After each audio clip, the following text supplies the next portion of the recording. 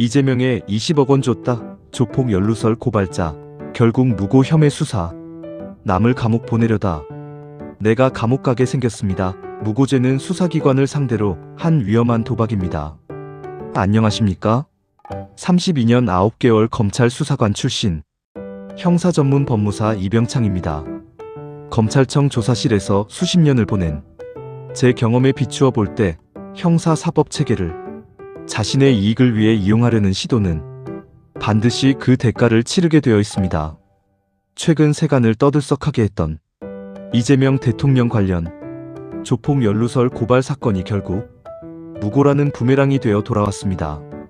오늘은 이 사건을 통해 수사 현장에서 무고죄가 어떻게 다루어지는지, 그리고 왜 수사기관을 기망하는 행위가 위험한지 실무적인 관점에서 깊이 있게 파헤쳐 보겠습니다.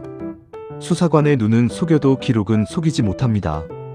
최근 경기 남부경찰청이 이재명 대통령을 향해 조직폭력배 연루설을 제기하며 허위 고발을 했던 박 모 씨에 대해 무고 혐의 수사에 착수했다는 소식은 실무적으로 시사하는 바가 큽니다. 박 씨는 과거 이 대통령이 조폭으로부터 20억 원을 받았다는 자극적인 주장을 하며 돈다발 사진까지 제시했으나 수사 결과 그 사진은 본인의 사업 홍보용 사진으로 밝혀졌습니다. 제가 검찰 수사관 시절 이런 사건을 접하면 가장 먼저 하는 일이 무엇이었을까요? 바로 고발인이 제출한 증거의 출처와 시점을 대조하는 것입니다. 박 씨처럼 SNS에 올렸던 사진을 범죄의 증거로 둔갑시키는 행위는 수사관들에게는 아주 전형적인 가공된 시나리오로 읽힙니다. 디지털 포렌식과 통신기록 분석이 정교해진 현대 수사 기법 아래에서 이런 식의 허술한 조작은 수사 시작과 동시에 그 미천이 드러나기 마련입니다. 무고죄 수사가 시작되는 실무적 트리거. 무고죄 수사는 보통 두 가지 경로로 시작됩니다.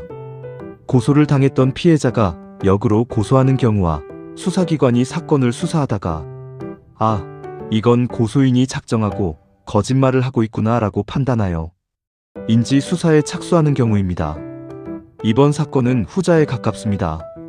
이미 관련 인물인 장 변호사가 허위사실 공표로 유죄가 확정되었고 고발 내용 자체가 객관적 사실과 다르다는 것이 명백히 증명되었기 때문입니다.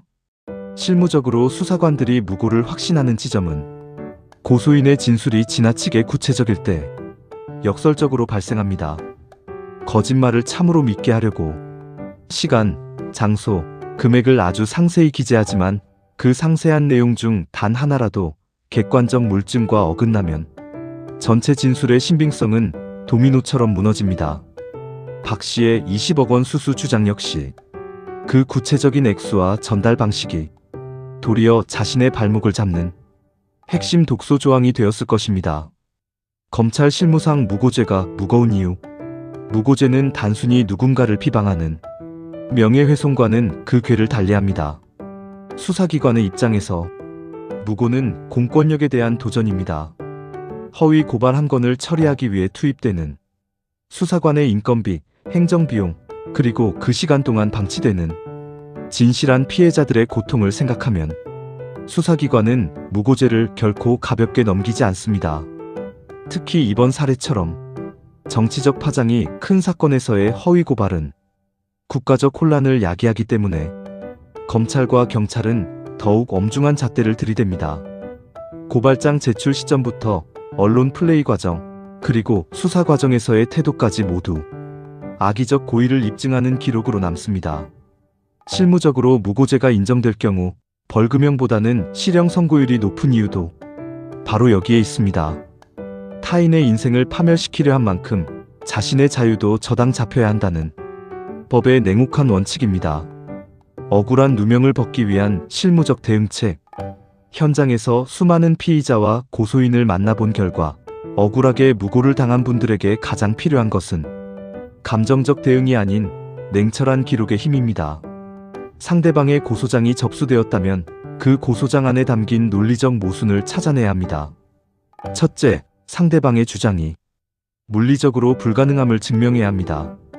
박 씨의 돈다발 사진처럼 그 증거가 해당 사건과 무관하다는 점을 밝히는 것이 최우선입니다. 둘째, 상대방과 주고받은 메시지나 녹취록 등을 통해 고소의 동기를 파악해야 합니다. 돈을 뜯어내기 위함인지 아니면 개인적인 원한 때문인지 그 동기가 불순할수록 무고죄 입증은 쉬워집니다. 셋째, 수사기관에 자신의 무고함을 주장할 때 검찰 실무 기재례에 익숙한 전문가의 도움을 받아야 합니다. 수사관이 어떤 포인트에서 혐의를 확신하는지, 어떤 단어가 수사보고서에 결정적인 영향을 미치는지 아는 것이 승패를 가릅니다. 진실을 밝히는 일에 타협은 없습니다.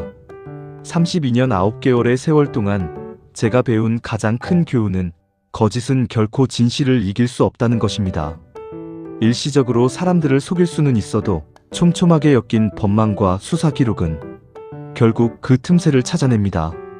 독일, 호주, 프랑스, 일본 등 해외에서 열심히 살아가시다가 한국 내의 복잡한 송사에 휘말려 고통받는 재외국민 여러분께 당부드립니다.